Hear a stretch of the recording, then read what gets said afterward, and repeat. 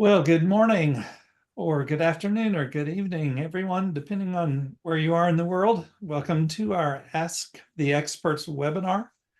My name is Scott Price, and I'll be your host for today's session of Ask the Experts.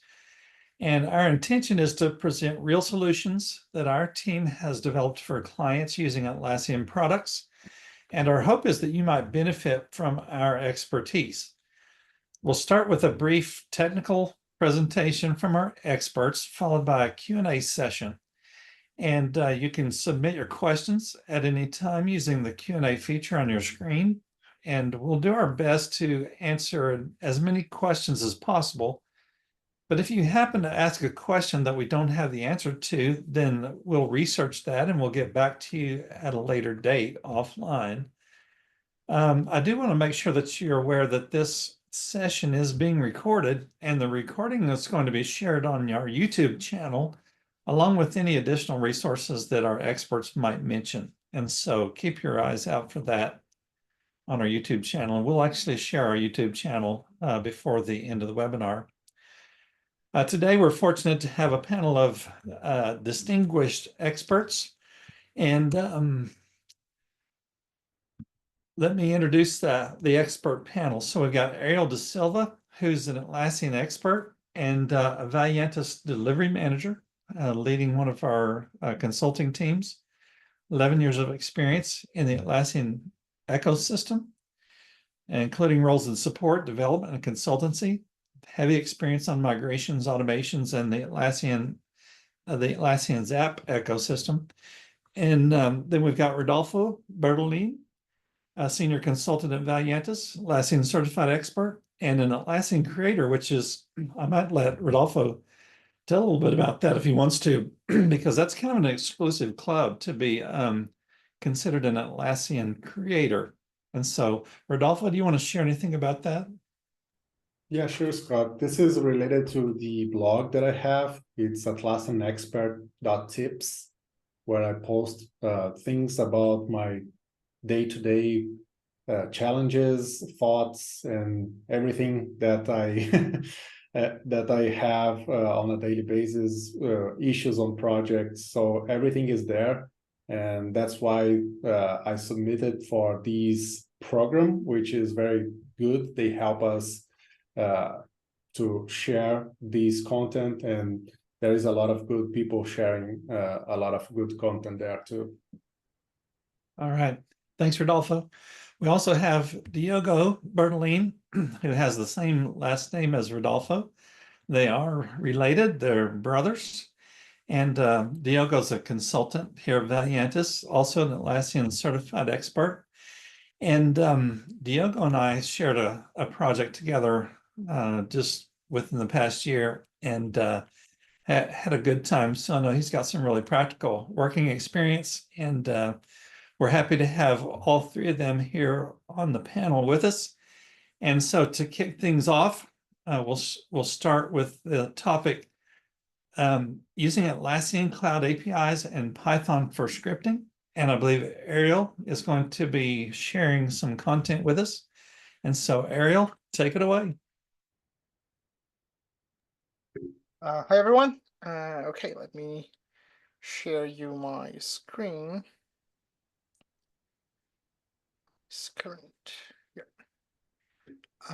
Okay, my idea today is to give you a small presentation on using Atlassian Cloud APIs and Python to facilitate your day-to-day work. I'll explain a few things, and then we'll go to a practical scenario where I'll show you some scripts running and what they do and how they work. So here's our quick agenda. An introduction on what's an API and why we are using the tools that we are using. An overview of the Atlassian Cloud API, how the authentication of the API works. Some automating tasks using Python. That's when we'll go into our practical session.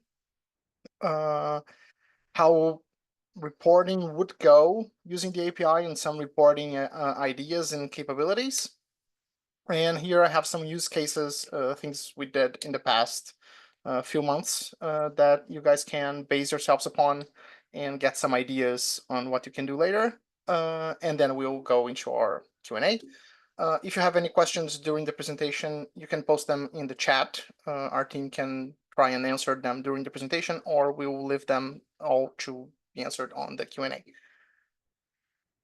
Okay, so an introduction. What's an API?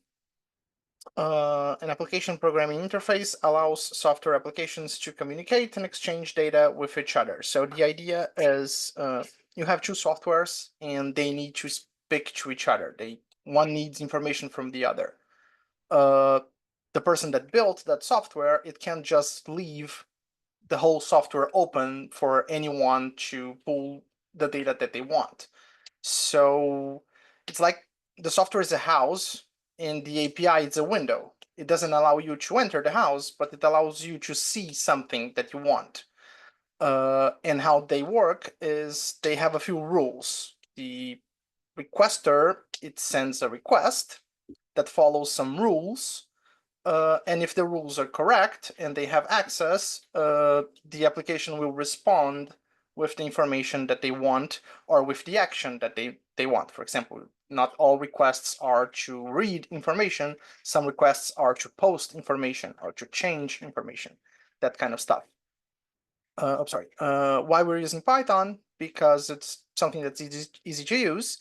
It's fast to run for small sized scripts. It has some very helpful libraries to do requests, to pandas for data management. It's easy to do JSON usage and formatting, and Atlassian does have a Jira library. I don't use that much, but I know of people that use it a lot, and for some easy tasks, it works stupendously. So as of environment, I'm currently using Anaconda, which is a Python release that has already some libraries pre-installed.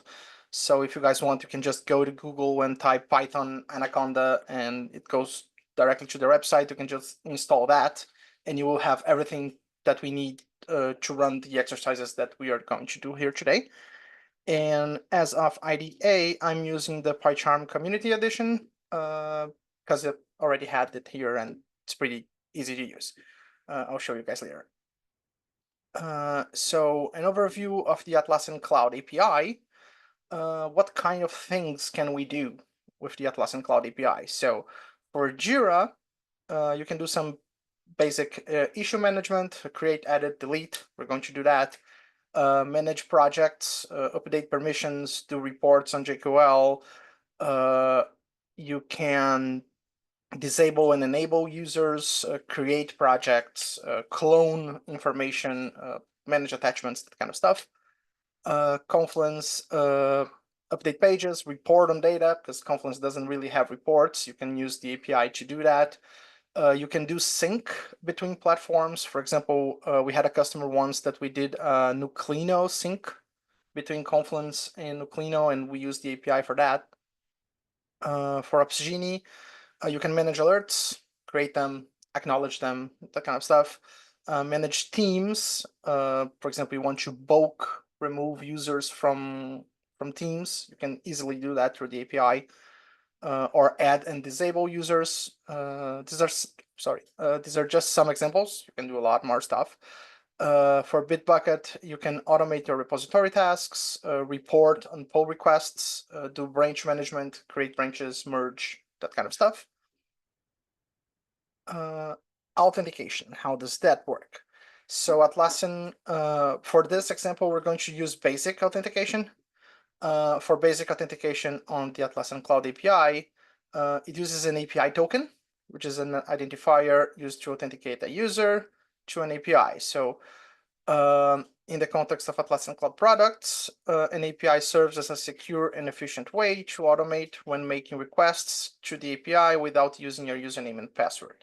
So what this is, it's a giant hash that is a secure phrase that Atlassian is going to use to understand that you have the access that you say you do on the requests.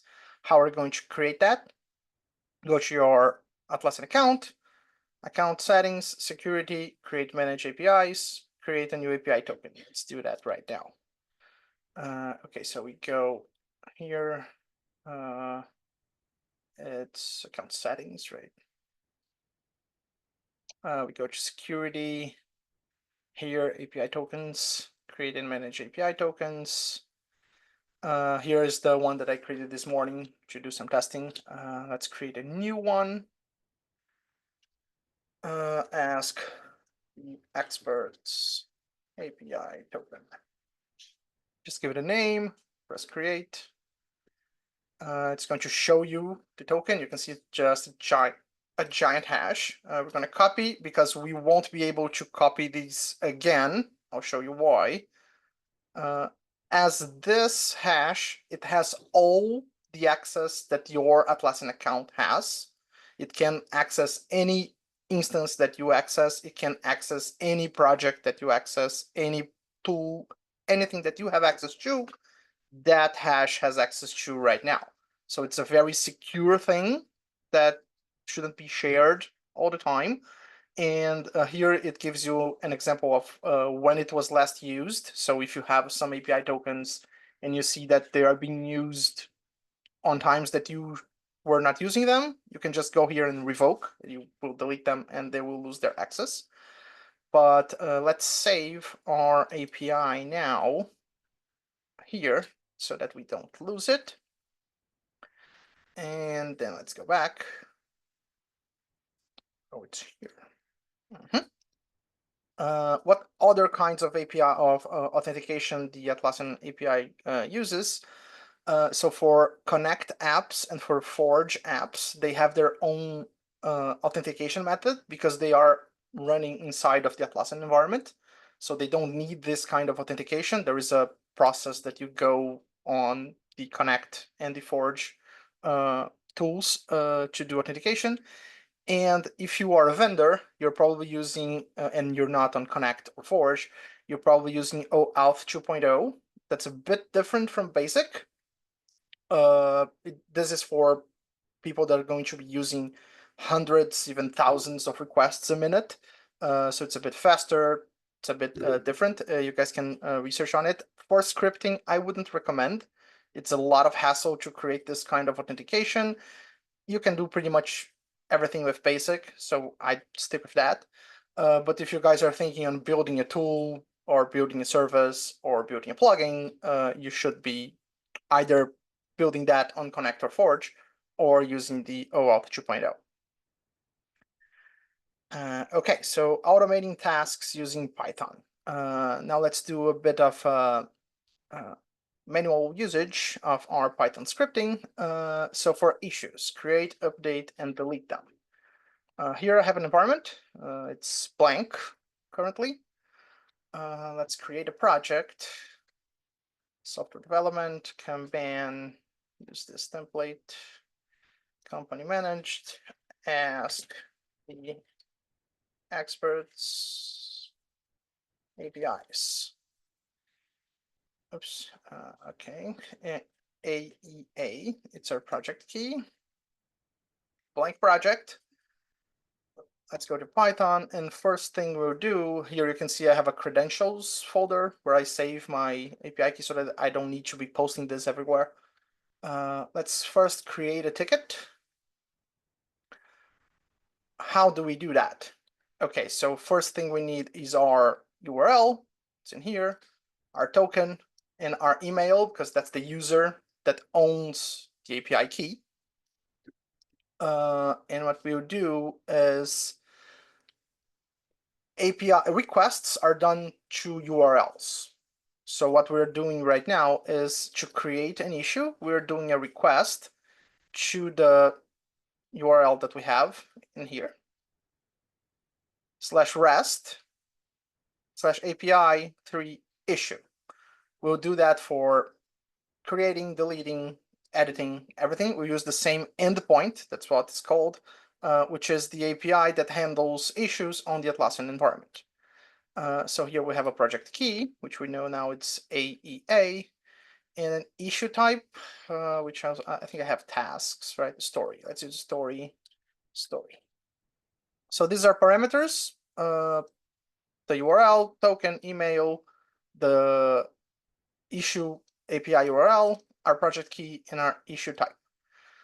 We have this method here that's going to use a summary, a description, an issue type, and a project key. It's going to send this JSON payload. As you guys can see, it's a project summary. All of this info, like what do I need to send on my request? All of this is documented on the Atlassian API page. You can just go there and see what you need to send on your request. But the main thing that we want, it's here. So here we are using the requests library to do a post. So we are adding something to the environment. We are sending the URL, this one. Headers will be pretty much always the same. You use content type application data JSON. You don't need to change this. Our authentication, which is our email and token, you're going to use the same forever. And for data, we are sending the JSON that we have here. And we're going to check if the result is successful, true or 1, the ticket was created. If the result's not successful, there was an error, we're going to investigate. And then we run our method where we get our project key from up here, our issue type from up there, and we just add a default summary and description. So here we have an empty environment. And when we run this, it said it created an issue, EA1. If we wait or refresh, so it created our issue here. We can enter, we can see it's the same summary that we sent here. It's the same description. It's the issue type that we asked it to create, where it's here, story. If I change this to task, and then test, and then run again. And then let's refresh to go quicker. Now we have a task here with the updated summary. So it's pretty much like when you go here and you fill in everything and you press create, Atlassian is doing the same thing that we're doing here. It's sending a request to your browser, is sending a request to this URL with an information that was built through that screen. What we're doing through code is we're skipping having to fill in every one of these fields. We know the information that we want, so we build this request in another place and we send it to the environment. Now let's say we want to edit the ticket. I want to edit AEA1.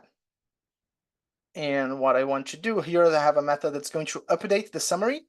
So I send an issue key and a new summary. You can see it's the same URL that we were using before. The only difference is now that we're sending the key because we want to find the issue that we want to update. And we are sending a payload that's the new summary, just that, because that's all it needs. The request is pretty much the same. It's just a put instead of a post for changes, not for creation, but for changes.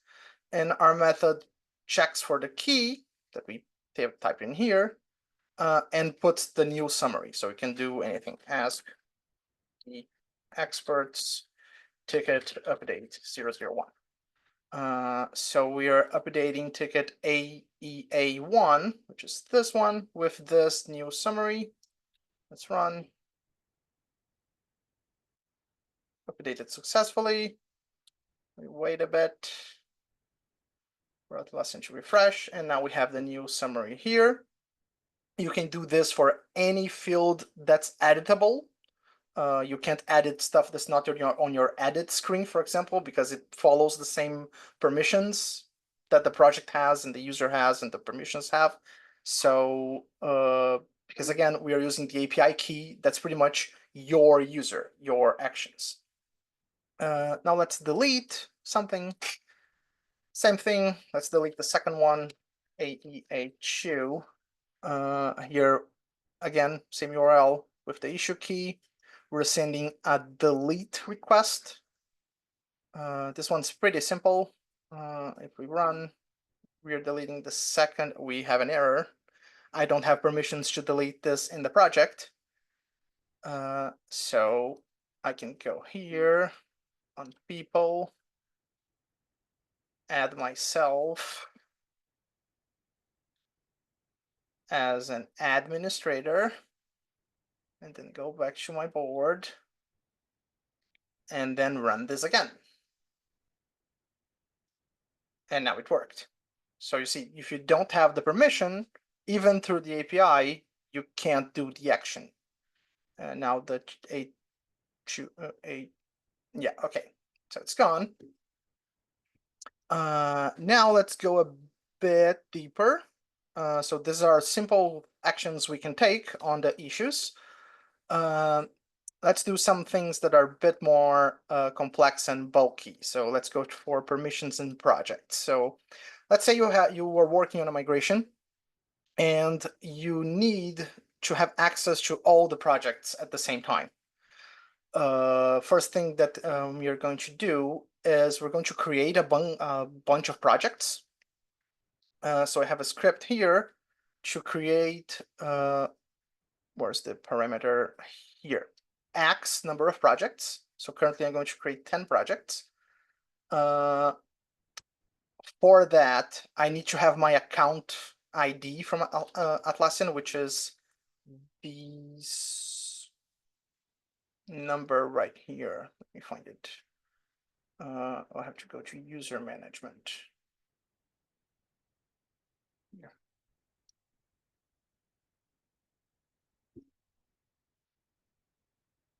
Come on. Okay, so on the Atlassian cloud environment, every time you're handling a user, you're not going to use their email, you're going to use their account ID, which is this number right here.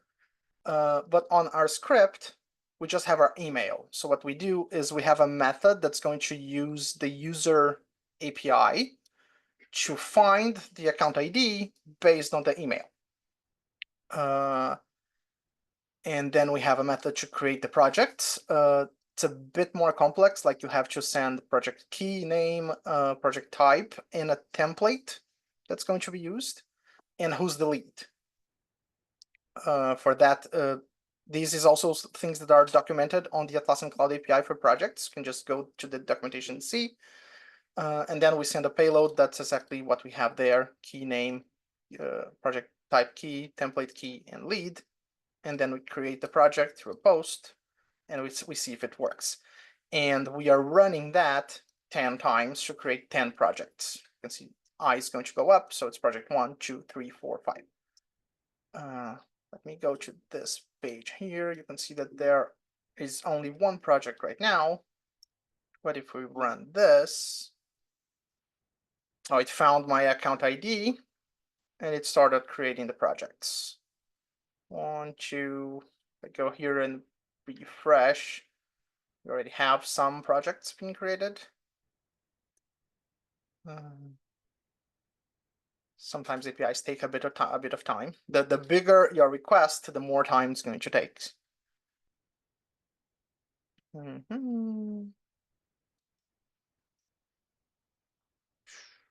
If you want to stop your script on the middle, you can just go here. Most IDEs have this ability to stop the script in the middle, but if you're running through command shell, you have to find a way to stop it. But anyway, we have 10 projects here. Now you can see that I'm not an administrator on any of those, like I wasn't on the one before. Here, so there's no permissions. If we change to project 2, again, no permissions, and the same with all the projects. So what we want to do now is we want to bulk update those permissions to add me as an admin on all of those projects. So I have an add admin to projects. This one's a bit bigger. So I'm pulling all of the projects. I'm pulling all of the project roles from those projects. I'm adding a user to a role, which would be my user, that I'm getting the user ID through the email. And then I'm adding the user to the admin role on the project. So I'm checking if there is an administrator's role and I add to that if that exists. If that doesn't exist, I check for an administrator role, because team managed projects have administrator and company managed have administrators. That's by default. You're not required to have those permissions. That's what comes when you create the instance. So, and we're doing that to all projects on the instance, not just the one, not just the 10 ones that we created. We're going to do that with this one as well, because it already exists. And you guys will see that there will be an error here because I'm already an administrator on that project. But the way that we built, it's not because there's an error that's going to stop. It's going to keep going to the other projects, even though there's an error. Okay, so there's an error adding me to the project, to the administrator's role. It's because I'm already there, but it's adding me to all the other projects.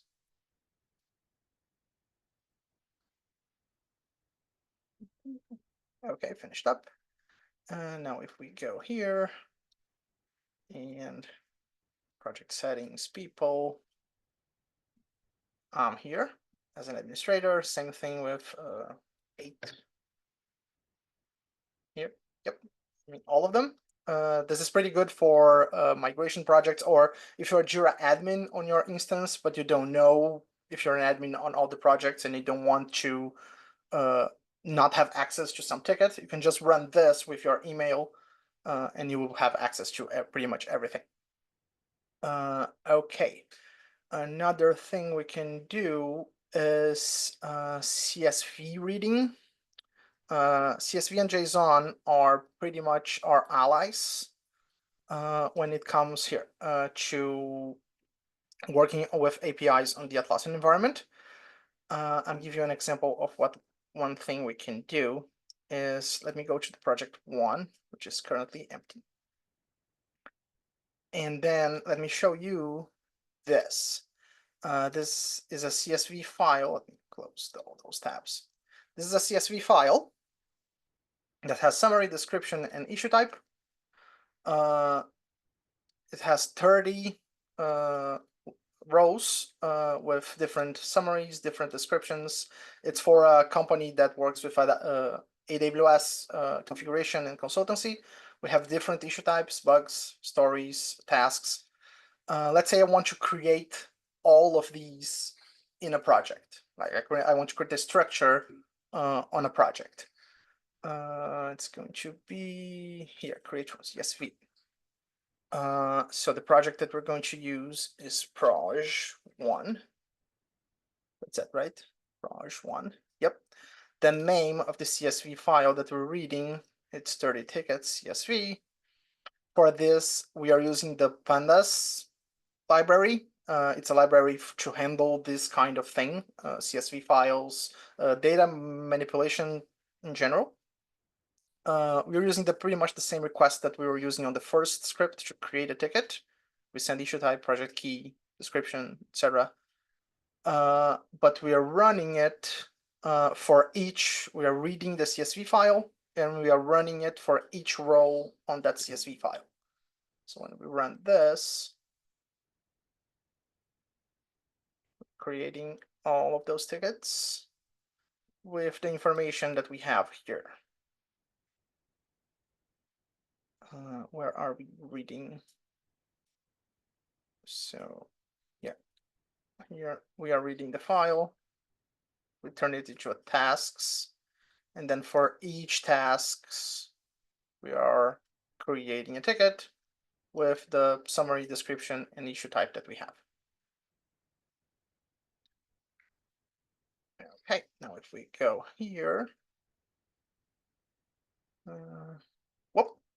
our 30 tickets, they're all here with different issue types, different descriptions. Now, let's say I want to transition a bulk of tickets at the same time. Brush 1. In here, I'm going to use a JQL now. You can use that on the API. So what we're doing is we're doing a JQL for all of the stories they are currently in a backlog status. So here's our backlog status. I think stories are the gray ones. Yeah, so we're through JQL selecting all of the stories we have here, and I want to transition them to a status called selected for development. The API of transitions works only through ID, not through name of the transition, because transitions can have the same name. So we also have a method to pull the transition ID from the name. And then here we are running everything that we have here, which is to get the transition ID from the name, to get the transition the issue, and to get all the issues that we want. So now let's move all of the issues from that project that are stories and in backlog, let's move them to selected for development.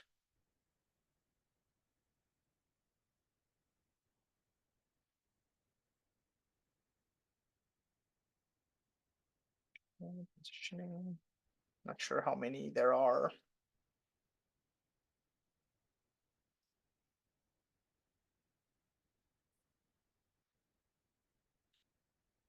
That's it. Yep. Now we go here, we wait for a bit. And now we have all our stories transitioned to selected for development. The idea of this one is for you guys to understand the capabilities that we have, like how we can in bulk do big changes to the environment with the JQL that we want. Our last one is about reporting. So for example, I want to, let's say I want to do something on another environment, and I need to create a CSV file of something in Jira that I can't do through the reports or through the search or something. We can do a search in Jira and then turn that into a CSV file, again, using the pandas library. So in here, I'm fetching all of the tickets on the instance. The JQL I'm using is just an order of older to newer. I'm just pulling all of the tickets. I'm exporting them to CSV. Here I'm pulling the information from each of them, appending to a data, and then pandas is transforming this into this file right here. So if I run this, I'm getting the key, summary, description, status, which project they belong, and their URL.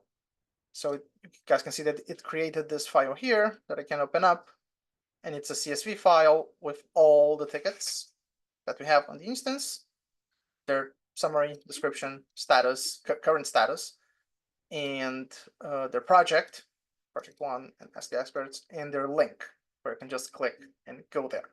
With this file, you can just transfer this to another person or send this to another environment and then run a new script on that site. Okay, those were the examples of scripts that I had. If we go to our next slide.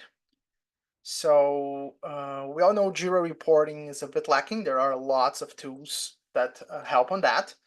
But here's a few examples of reporting capabilities we can do with the Atlassian API, like exporting sprint metrics, do velocity calculations, do Opsgenie alert report, which is something that Opsgenie doesn't have, get activities on Confluence pages and use that as triggers for other stuff. Like if someone updates a page with ID X, you can do something. You can do reporting on Bitbucket activity and add that to somewhere. You can do automated reporting, like you can create a service through Python that runs every week, every Monday at 8 a.m. and generates an Opsgenie alert summary report and sends to someone. For example, oh, these are the alerts that were resolved. These are the alerts that are open. Aging reports, something that you can get as well. This is a great functionality that we can use with the API, which is cross-tool reporting. We can get So Jira issue progress related to their alerts in Opsgenie, produce cross-platform reports combining Confluence documentation updates and their Jira completion rates, integrate reports with Bitbucket repository metrics. Those are good too. So here's just a list of things that we can do. And use cases. These are stuff that we did in the last months or so. So for example, for user merges, one of the things we did is we created an export with all project permissions that the instance had. And then we create a CSV file. Let's say you have multiple users that they really are the same person, but there are more than one user because they had different emails over their time on the company. But you know they are the same person. They are counting towards 3, 4, 5 licenses. So one of the things we can do is that we can merge their data into one and then disable all the others. That's what we did for this customer. So we exported a CSV with the project permissions. We exported source and target email CSV. So user H, user B, and then in that case you could have multiple users going to the same one.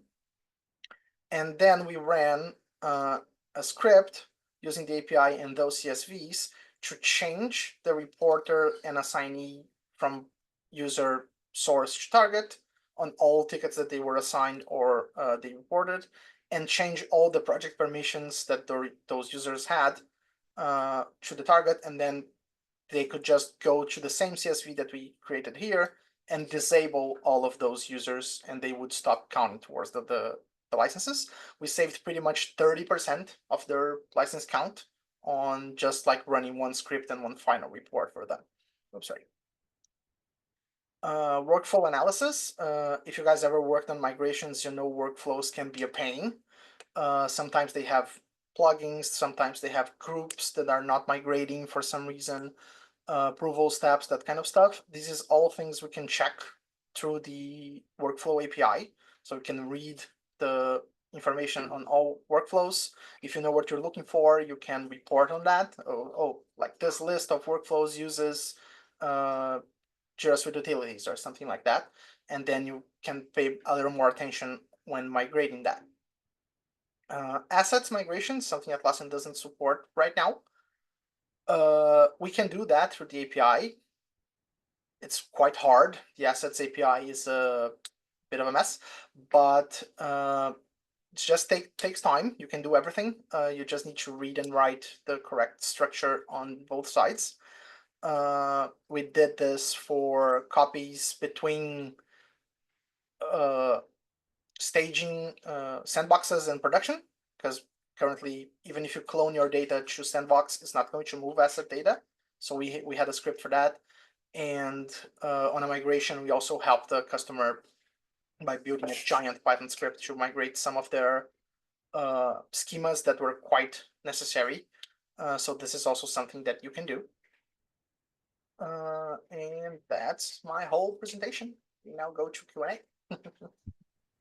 Yes, thanks, Ariel. That's really great. We do have some questions.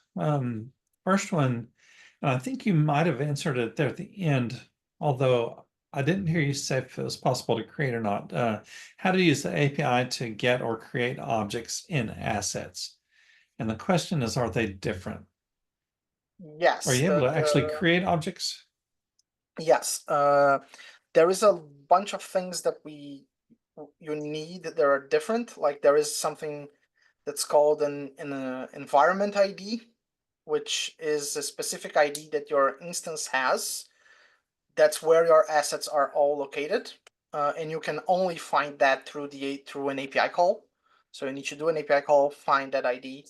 You will need to do searches to have the IDs of your schemas, the IDs of your object types.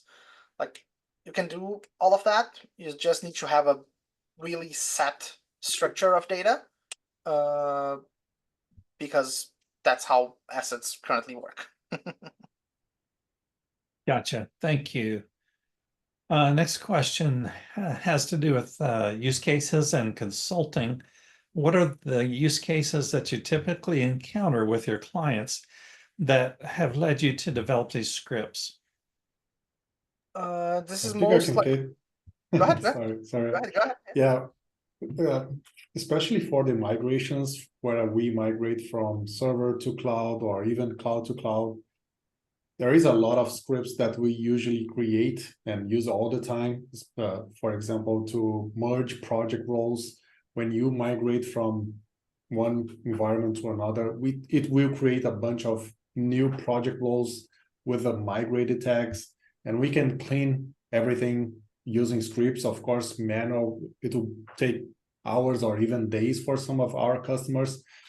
Clean migrated tags, which when you migrate something, you see a custom field name will be custom field name plus migrated. So we can use scripts to remove all that. So we have like a bunch of pre-built scripts that we develop inside Valiantes that will help us to be faster and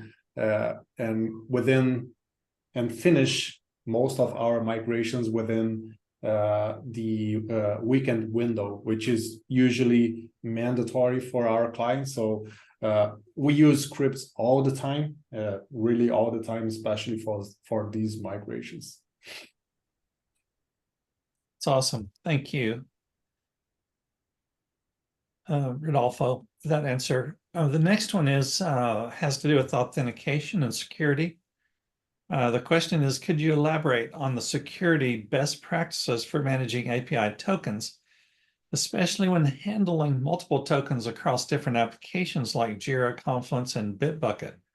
Are there recommended strategies for token rotation or managing tokens at scale? I can answer Does that one. anybody want to take that one?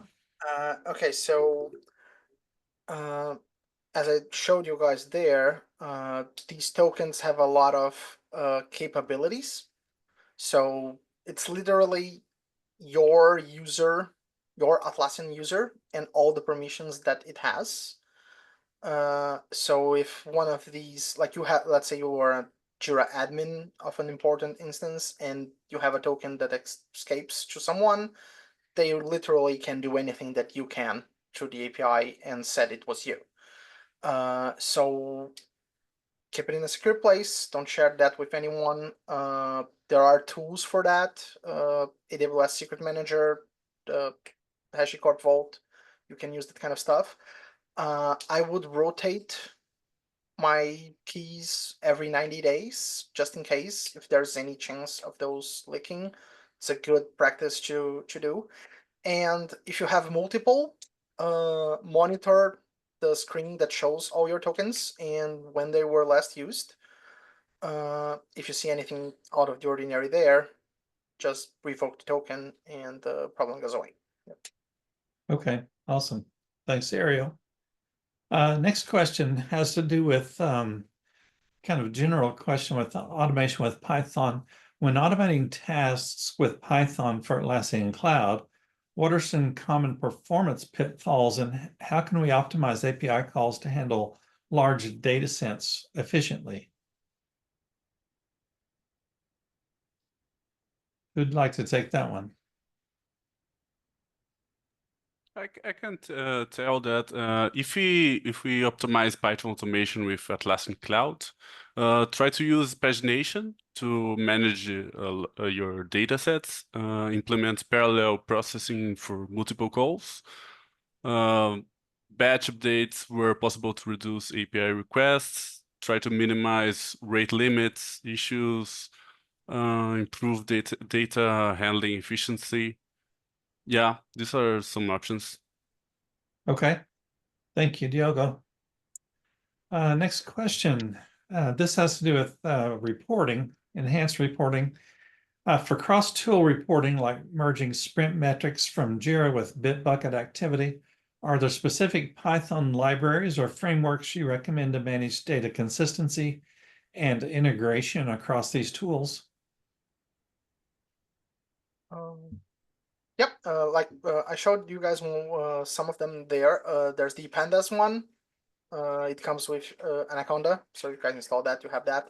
It's a great library to handle data manipulation. You use a lot of the requests API library. Can't really do much without that.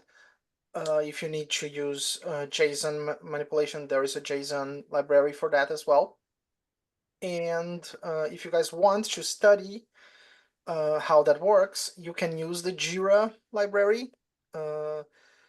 It wasn't, I don't think it's really supported by Atlassian anymore, but I know that there are developers that support that as an open source case. So there is documentation. So if you guys want to read on that, you can use that library as well. Awesome. Thank you. Next question has to do with data synchronization. With real-time data synchronization capabilities, what are some challenges to watch out for, especially when syncing Confluence pages or Jira issues with other platforms? Are there specific tools within the Atlassian suite to help maintain data integrity?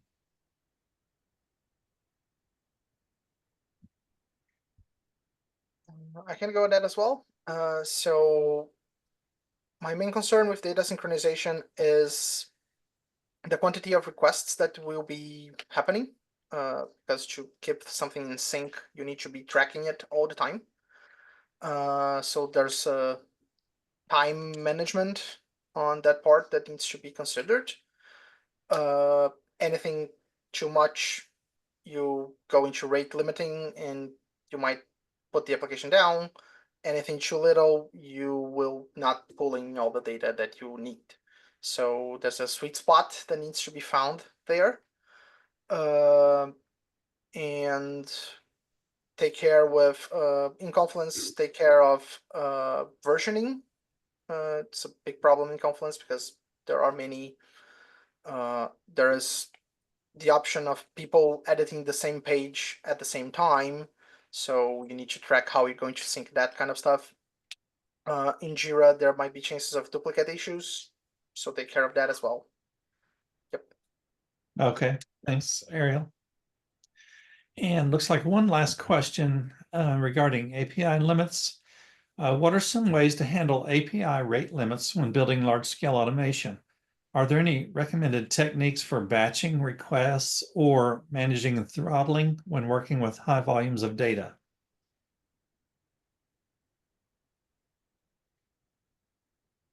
For scripting, you can deal with that limitation using well, the code that will return when you reach that limit is 429, if I'm not wrong, which is too many requests. And if you fall on that error, you can make your script wait for a couple of seconds and make the call again. So there's a bunch of ways to surround that, but I believe this is the main thing that you can do in your scripts. Okay, thank you, Rodolfo, for that answer. We appreciate that. And it looks like that is all of the questions. And so I want to thank our experts for sharing their knowledge and insights with us. And a big thank you to everyone for attending and participating with your great questions. And looks like we got to all of the questions. And so we don't have any follow-up to do after the webinar. But keep your eye out for the recording showing up on YouTube if you want to refer to this or share with a friend who maybe wasn't able to be here. And I just want to remind you of some upcoming events that we have on our calendar. And we'll also be putting the link to those upcoming events in our chat so that if you want to take advantage of these opportunities, you can sign up. Some of these are free, some of these are paid trainings. And so hopefully there's something in here that might be of interest to you. Also, if you're interested in learning more about our professional services and get experts like our panel here on a project helping you with something specific, feel free to reach out to Ariel or myself via email, which will also be shared in the chat. And we'd love to help you. Thank you for attending, and we hope you have a great day. Thanks, everyone. Thanks, Thank everyone. you. Bye-bye.